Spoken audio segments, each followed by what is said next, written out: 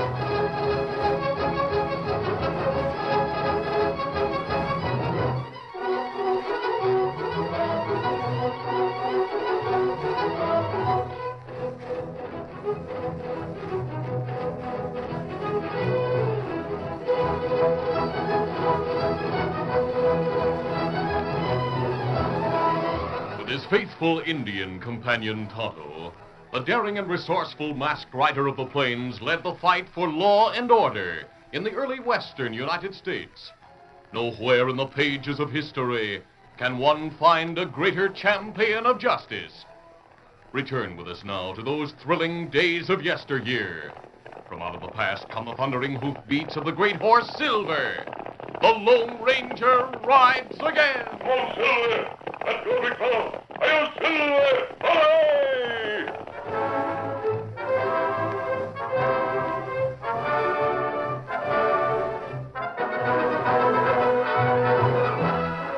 The Lone Ranger and his Indian companion Tonto had ridden for 2 days to reach the mission in response to an urgent request from the Padre, which had been brought to them by friendly Indians.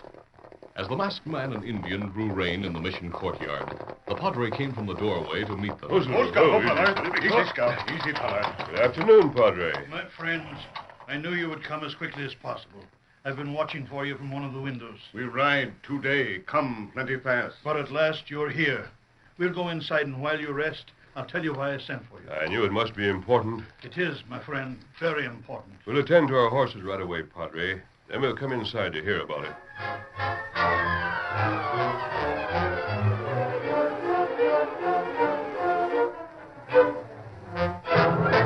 A short time later, the Lone Ranger and Tonto sat listening as the Padre began speaking. There's a village of friendly Apaches about a mile from here. A few days ago, one of the braves came here seeking help. Help? Si, amigo. I've rarely seen an Indian show the fear he showed while he tried to tell me what he wanted. We come from Apache village. It not good there. What do you mean? Plenty evil spirit come to village. Strike down many squaw and brave. Medicine man fight evil spirit. But medicine not good. Him plenty sick now. Why have you come to me? Evil spirit not come to mission. Maybe you know way to drive out spirit from village. I'll get ready and go to the village with you. Perhaps I can do something. That good. You come. Son of Chief Brightfeather. Plenty sick now. Me wait. Take you back to village. I went to the Indian village with him. Many are sick. Some have died. What is causing it? I'm sure it is diphtheria, and it is spreading fast, amigo. There was nothing I could do for them. I thought you might help them. Of course. We must find a doctor at once and get him to go there. I understand there's a serum that immunizes people against the disease. I know of no doctor within miles of here. We'll find one. Come, Tonto. There's no time to lose. Adios, Padre. Adios. The masked man and his Indian friend rode most of the day, stopping near small towns where Tonto inquired for a doctor. Finally, at Flint Rock, A young doctor was found, and Tonto persuaded him to come to a grove near the edge of town to talk to the Lone Ranger. Oh, Scout. Oh, fella. Easy, Scout. Easy, fella. Found a doctor, Tonto. This Dr. Belden. Me tell him about Mask. Him know who you are. Good afternoon, Doctor. Good afternoon. I'd heard of you, and when your Indian friend described you, I was certain you were the Lone Ranger. He said it was a very urgent matter, so I came here with him. It is urgent, Doctor, very urgent. Diphtheria has broken out in an Indian village south of here. I understand there are many cases and that several have died. Oh, that's bad. Do you have any serum? I have some, but not enough. Do you have any idea where we might get more? I think they have a supply at Fort Stockton. Are you willing to go to the Indian village with me? Yes, of course. Tonto, Fort Stockton is about 20 miles from here. Go there and get more serum. You'll need a requisition from the doctor. I'll give him one to take with him. Good. And you and I'll start at once for the Indian village. After Tonto left for Fort Stockton, the Lone Ranger and Dr. Belding followed the trail south. As they neared the Indian village, the Lone Ranger was saying, Doctor, we may run into trouble with those Indians. In what way? They're very suspicious of the white man's medicines. If one of those you inoculate with the serum should die, they may turn against us. But surely they'll realize we're trying to help them. I hope so. Because of their ignorance, they're like children in some of their reactions, Doctor. They believe, of course, that evil spirits have invaded their village. I see. We'll do what we can to help them and hope for the best. Well, we're approaching the village now. Come on, Silver. Get it. Near a grove on the edge of the village, the Lone Ranger and the doctor pulled to a stop. Go, Silver. Go. Why are we stopping here? I suggest you wait here for me, Doctor. I'll not be long. Where are you going? Into that grove. I want to remove my mask and fix a disguise in case of trouble. I think that's wise. I wondered if the mask would cause suspicion among the Indians. I'll wait here, my friend. Good enough. Come on, Silver. While the doctor waited, the Lone Ranger went into the grove and removed his mask. Then he prepared a disguise. A short time later, he rejoined the doctor, and the two men rode slowly into the Indian village, with their right palms upraised in the sign of friendship. A sullen and suspicious group of Indians encircled them as they pulled to a stop before the wigwam of Chief Brightfeather. Oh, Silver. Oh, easy, steady, big fella. How? Why white men come to village of Brightfeather? How, Chief Brightfeather? The Padre at the mission asked that we come to help you. This man is a doctor. Padre come to village 2 sons ago. Him not make son of Brightfeather well. Mention of white man, not good. Evil spirits get more angry because white Padre come here. Them make more brave squaw, plenty sick. But I'm sure Dr. Belding can help. He brings strong white man's medicine. No, it not good. Indian medicine man from other village come while ago. Him say it bad. Ask help from white men. Your son, is he still alive? Little dear still live, but him breathe hard. Him plenty sick. Here come Indian medicine man now with brave. Them dance front wigwam. Drive out evil spirit from little deer. Medicine man use other medicine to make son of chief well. Oh, great chief. Why white men come to village? Maybe them help evil spirit. We came to help drive away the sickness. Me great medicine man Tuga. Me know much. Me know white men call evil spirits help drive Apache from valley. Tuga does not speak the truth. Chief Brightfeather and his tribe are friends of the white men. They are welcome to live in this valley as long as they live in peace. Do not listen, Chief Brightfeather. Tall one speak with forked tongue. You help my father, Chief Big Hawk, drive Paleface from valley. Then evil spirit also be driven from your tribe. Chief Big Hawk and his braves have broken the treaty of peace and are hunted by the soldiers so that they may be punished. Send Tuga back to his people. Let us help your tribe. Tuga, come help my people as medicine man. Perhaps he speak words of wisdom when he say, drive out Paleface from valley. Wait, Chief Brightfeather. Let Tuga try his medicine on your son. Let us try ours. If Tuga fails and we succeed, then send Tuga to tell Chief Big Hawk you will continue to live in peace. That's enough, Tuga. Strong. That a pale-faced, weak, evil. Tuga try Indian medicine on Little Deer. If him make son of Chief well, we go on warpath with tribe of Big Hawk. If Tuga not make Little Deer well, then Tall One and Paleface medicine man try their medicine. If them not make son of Bright Feather well, they die. Uwa later. Batu. As the chief suddenly spoke the order, several braves reached out and grasped the Lone Ranger and Dr. Belding. Then the two men were quickly disarmed. One of the braves handed the Lone Ranger's guns to the chief. Then the two men were guarded by several armed braves. Dr. Belding was alarmed. This is serious. What'll happen to us? I'm counting on your serum, Doctor. If Little Deer doesn't die before you get a chance to use it, Tuga's starting the dance. If the dance is long, the boy may die. I know. We'll hope for the best. But we must get to that boy in time. The Lone Ranger and the doctor stood restlessly watching as the medicine man and a few of the braves in gaudy masks and feathers danced in front of the chief's wigwam. Finally, Tuga leaped high and cried out, Ella! Ella, wait to! Tuga's going inside the wigwam now. Now what's happening? They're chatting to the Great Spirit while Tuga works over the sick boy. The Indian boy may already be dead. He is. We'll soon know. What happens to us if he is? Tuga will find a way to convince these Indians we're to blame for his death. Anything could happen. Chief Brightfeather had gone into the wigwam with Tuga. A short time later, the two Indians came from the wigwam, and the chief... Little Deer, son of Chief Brightfeather, still live. But him breathe hard. Him still talk with words that have no meaning. The boy must be delirious. Yes, listen. Tuga say Indian medicine not work against sickness because paleface in village. Evil spirit wants sacrifice.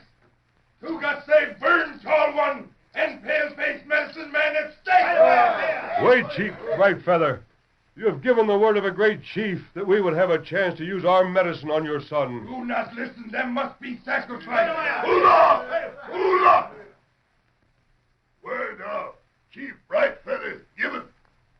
To Paleface will try their medicine on Little Deer. If son not freed from sickness, they die.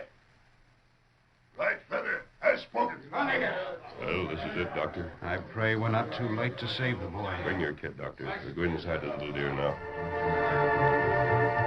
After leaving the Lone Ranger and Dr. Belding, Tonto had ridden toward Port Stockton. When he arrived, it was almost sundown, and he was taken under armed guard to the commandant's headquarters. Come in.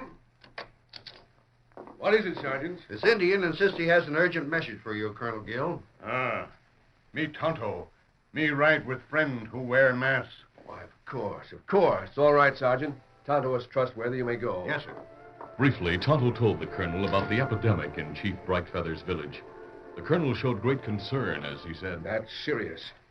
The epidemic might spread through the entire valley. Most of our men have gone to search for the hostile tribe under Big Hawk. My medical officer is with them. But 2 men of the medical unit are here. I'll have them get this serum for you, Tonto. Not good. Haste is necessary. I'll send one of the medical corps men with you to help administer the serum. I sincerely hope the Lone Ranger and Dr. Belding persuade the Indians to allow the serum to be used. If not, the people of the entire valley may find themselves victims of the Black Death.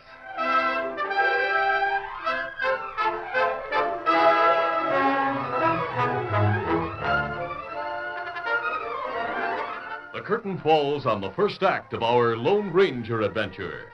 Before the next exciting scenes, please permit us to pause for just a few moments.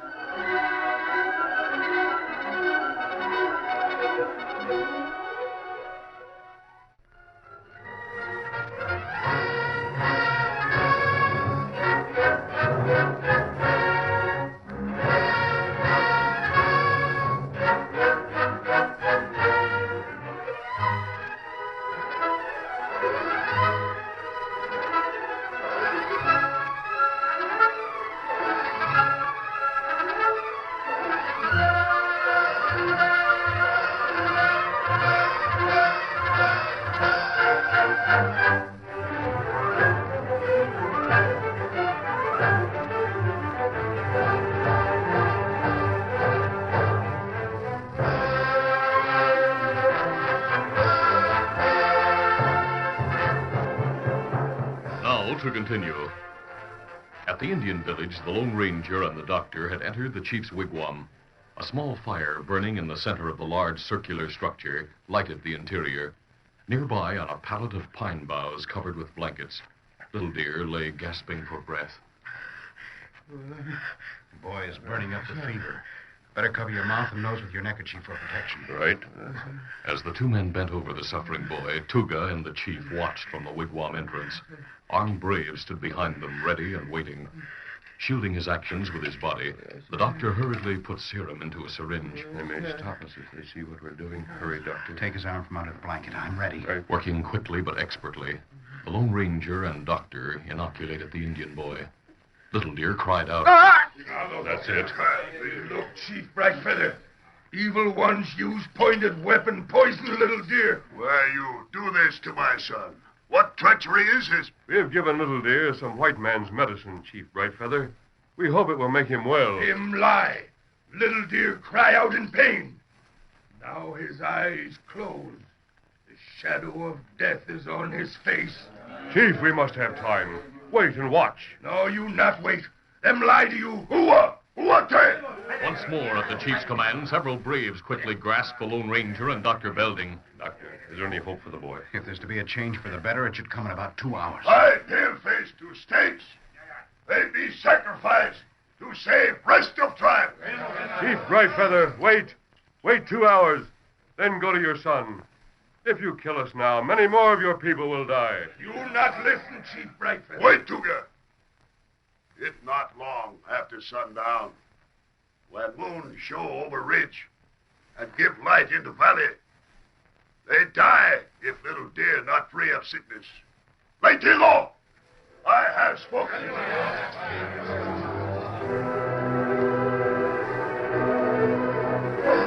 The Lone Ranger and Dr. Belding were taken out and tied to 2 stakes near the edge of the village.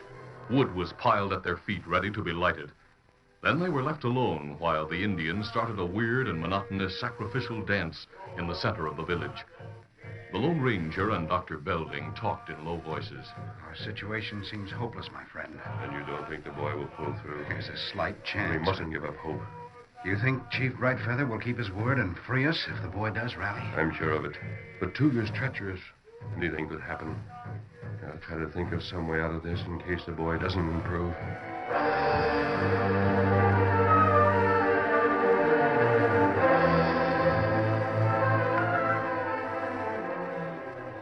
Time moved slowly for the 2 prisoners. The Lone Ranger hoped that Tonto might arrive and be able to help them. Meanwhile, being a man of strong faith, he said a silent prayer that their lives might be spared. Finally, he noticed the silvery flush of the rising moon beyond the east ridge. In a few moments, the moon will appear above the ridge, Doctor. My hopes are running out. The chief is waiting beside his son. He would have come to have us released by now if the boy were better, wouldn't he? Yes.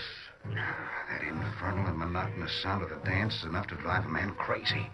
I'd almost rather they kill us now. Wait a minute, Doctor. It sounded like my horse, Silver. He must be tethered nearby. But what good could he do?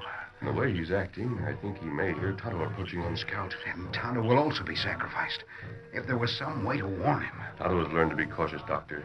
Even though these Indians are supposed to be friendly, he wouldn't come into the village without scouting around first. Meanwhile, I'll signal Silver. He may be of help right now.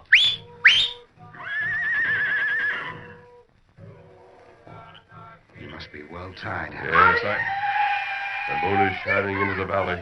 This is it, Doctor. Here they come.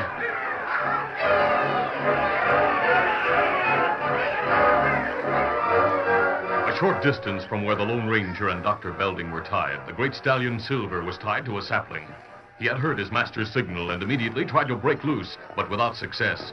Then the intelligent horse started gnawing the rope.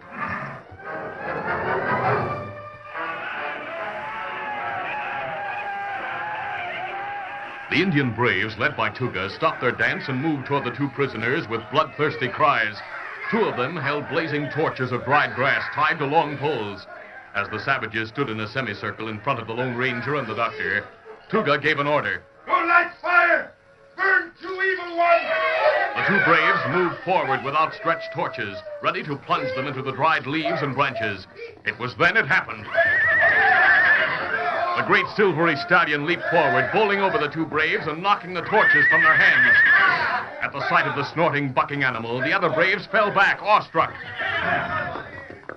The gallant Silver moved to the Lone Ranger and stood nuzzling his master. Then Tuga shouted, Do not be afraid. And only horse who won a paleface. Shoot him, then we burn evil one. One of the braves lifted his rifle to fire at the valiant Silver. Do not shoot. The brave fell wounded, and the others turned to flee when Tuga again stopped them. Wait! There are only two, me see 'em. We many. We soon kill 'em. Ulato! Untie them! Free palefaces! My son, Little Deer, no longer speak meaningless words. He speak to his father, the chief. He say he better. Chief Brightfeather, keep word. Free them. Thank heaven. At the chief's command, several braves moved forward and unbound the Lone Ranger and the doctor. Tonto and the corporal from the fort stepped to their side as they stood before the chief. Chief Brightfeather, we must go to your son. He will need more medicine. Then we must help the braves and squaws who are sick. What happened, Kimasabi? No time to tell you now. You brought the serum. And fella come to help. Good. Look, Tuga, the big brave who urged on the others, is riding away. Trail him, Tonto. He's from Big Hawk's hidden camp. Troopers up valley now. Them hunt for Big Hawk's tribe. Then find out where the tribe is and let them know. Me go now. You come to Wigwam. Give more medicine to Little Deer. Let Tugo go. Him not good medicine man. You have the serum with you, Corporal? Oh, yes, sir, in a small bag. I'll take that. Thank you. Now we have a long night's work ahead of us. Come on.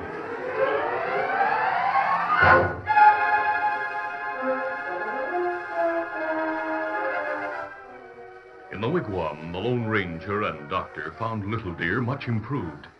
His fever had broken, and though he was still very ill, they realized at a glance that he was on the road to recovery. The Lone Ranger spoke to the chief. Chief Brightfeather, we'll give the medicine to the others who are sick. But those who are still well must take it, too, to ward off the sickness. If something isn't done, the epidemic might spread all over the valley. That's true. I suggest that while Dr. Belding treats the sick, you help me give the serum to the others, Corporal. All right, sir. I've helped with inoculations at the fort. Good. Chief, will you line up your people and have them come here to us for the medicine? People fear medicine of paleface. They fear Big Needle. It helped your son. Little Deer, tell them you do not fear the medicine. Father, the evil spirits are fast leaving me. I do not fear now. Pale faces have been good to Little Deer. Would your braves let a boy show them courage? Owa, Vitelo! What do they say now? They say medicine only for squaw and children. They afraid it take away strength. I'll go to the sick ones now. You must convince the others to be inoculated. I'll see you later. I don't think it's going to be easy to convince them, mister. We must for their own safety. Chief, tell your braves the soldier and I are more courageous than they are. We shall both take the medicine from the parted needle without fear. As the chief and his braves watched, the Lone Ranger rolled up his sleeve and held out his arm to the corporal, who carefully used the hypodermic. Then the action was repeated as the corporal took his turn. Then the Lone Ranger spoke. Now, Chief Brightfeather, I suggest you show us your courage. For a moment, the chief stood motionless. Then, after glancing at his son, and then at the watching braves, he came forward slowly with his arm outstretched. Be ready. This act, following the inoculation of the Lone Ranger and the trooper, convinced the other Indians. From then on, the work of fighting the disease was begun. It was dawn before all had been attended to. The Lone Ranger, the doctor, and the corporal were in front of the wigwam with the chief when Tonto rode into the village. The chief had returned the Lone Ranger's guns. Oscar, no, fella. Easy, Scout. Easy, fella. Tonto, what happened? Well, me follow Tuga. Find hidden camp of Big Hawk. Then me find troopers camp nearby. Troopers go to Indian village, have big battle, catch Big Hawk. Them leave with Big Hawk and braves for reservation. Tuga get killed in battle. Tuga almost convinced Chief Brightfeather to join Big Hawk and his braves and go on the warpath. It's good you and Doctor come to village. You do much good. Drive out evil spirit. Keep Brightfeather from make mistake. It couldn't have been done if it hadn't been for my tall friend here. Him have much wisdom. Him know how show Indian right way. Him have faith in pale-face medicine. The disease had to be stopped from spreading. And I had faith, Chief Brightfeather. Faith in the white man's great spirit. It was he who saved your son, so that we might be spared to help your people and others who might need help in the future. You're a strange but wonderful man, my friend. You've been a great inspiration to me. Thank you, Doctor. The corporal and I will stay here until all danger's past. There's no need for you and Tonto to remain. Very well. We'll leave now, but we'll be in touch with you. Adios, Doctor. Thanks for your cooperation, Corporal. Adios. Adios, sir. Goodbye. May God be with you. Thanks. We leave you in good hands, Chief Brightfeather.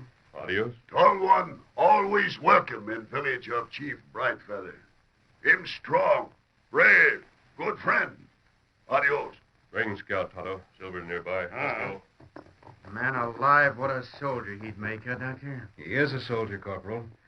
Fighting alone against tremendous odds without the thought of gain or glory. Well, who is he? Do you know, sir? Yes. He usually wears a mask, but at present his face is disguised. He's a great American, known as the Lone Ranger.